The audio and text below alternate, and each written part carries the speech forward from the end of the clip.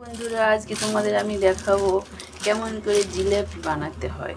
আমি এখন আটাটাকে প্রথমে চেলে নেব। চেলে নেওয়া হয়ে গেল। বন্ধুরা এখানে 500-র মতো আটা আছে, তার ভিতরে একটা আমি ইনো দিলাম।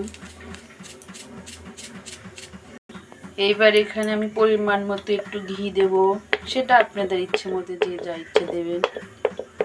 হালকা একটু লবণ দেব পরিমাণ মতো, দিয়ে এইটা একটু সুন্দর করে মিক্সড করতে হবে। অনেকক্ষণ আটাটা মাখানোর পরে মাখানো হয়ে গেল। এখন আমি এখানে এখন জল দেব। দেখো আমি কেমন করে ফেটিয়ে ফেটিয়ে আটাটা নরম।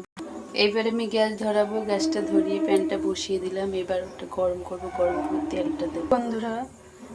বন্ধুরা এটা আমি ঢেকে রেখেছিলাম, এটা তুলবো।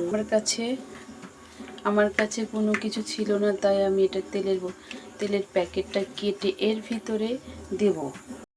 দেখো এবার প্যানটা গরম হয়েছে, আমি ওখানে তেল দেব।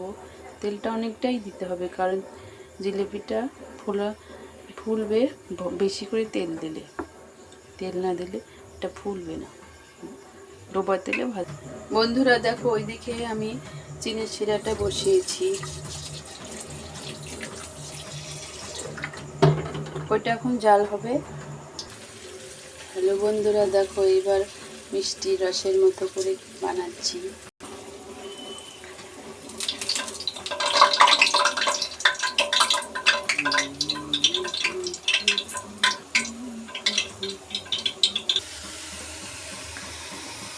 দেখো বন্ধুরা কেমন করে। হ্যালো বন্ধুরা দেখো কেমন হয়েছে আমার জিলেপি, কমেন্ট করবে। দেখেছো বন্ধুরা, এবার এটা রসে ডুবিয়ে দিলাম, দিয়ে এইভাবে।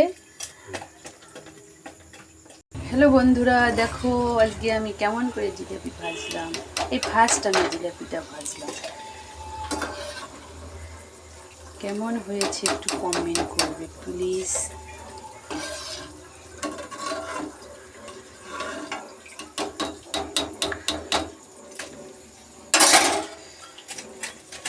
তোমার দাদা কাজে গেছে আমায় একা রাখিয়া, আজকে তোমায় খাওয়াইব কুলে বসায়া।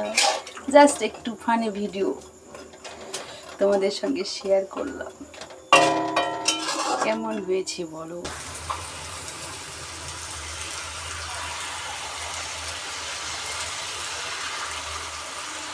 হ্যালো বন্ধুরা, এই ফার্স্ট আমি জিলাপি ভাজলাম।